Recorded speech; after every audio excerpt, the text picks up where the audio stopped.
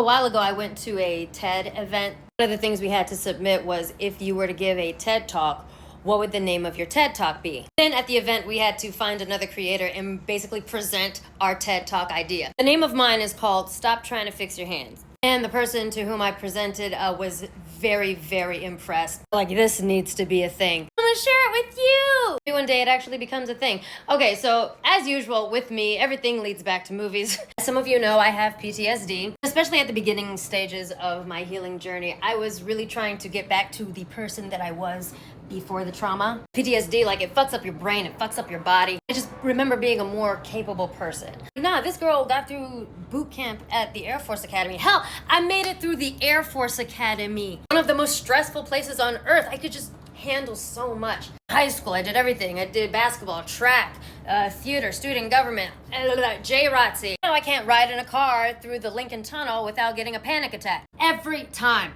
I worked so hard in high school. I worked so hard in college at the academy. I worked so hard for my Air Force career. I built this reputation for myself. And then the abuser happened and just erased all of that. I'm not getting into details. I remember after she left, I tried to just go back to my regular job, like in the Air Force. I found that I couldn't do it. I was not very good. The brain fog and the anxiety attacks. It was the beginning of a very grim realization that I am not the person I was before the trauma. I think that person is dead. Enter the movie Doctor Strange.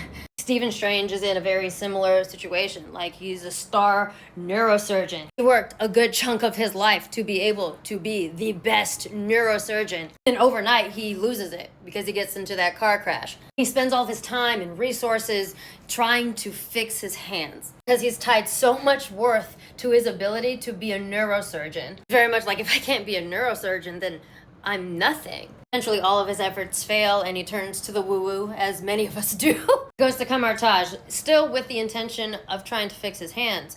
But he learns how to be a sorcerer. And he also learns that he's really good at it, like almost born to do it. Still with all of that, he's constantly fixating on, when he was a doctor, when he was a surgeon, like fixing his hands. And the Ancient One gives him a little talk, and she says something to the effect of, if you were to go back and be a neurosurgeon, the world would be all the lesser for it. The world would be missing out on this new version of you. She also says there's other ways to save lives, not just the way that you planned. What is my point? My point is, when you go through immense trauma, I learned that you have to grieve the former version of you, because that version does not exist anymore. Once you're in a place to do so, you have an opportunity to be able to completely reinvent yourself, even become even more powerful than that previous version of you. But you gotta stop trying to fix your hands. Them hands are always gonna shake, but you don't need your hands to do magic. Later on that day, Steven saved the entire world with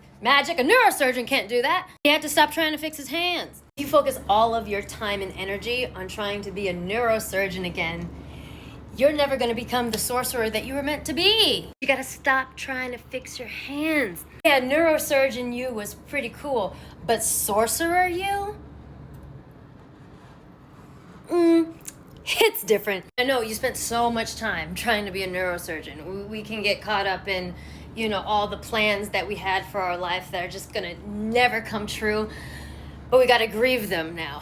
It's like, you gotta get on with becoming a sorcerer. Can't do a lot of the things that I used to be able to do, but this new me, like, she's learned a lot of lessons that the old one never did. I was able to build a large platform. I was able to basically restore all the stability that I lost when I was a kid, that I was denied. I know that I'm able to make a bigger impact now than the old me ever did. At some point, I had to be like, that previous version of you is dead.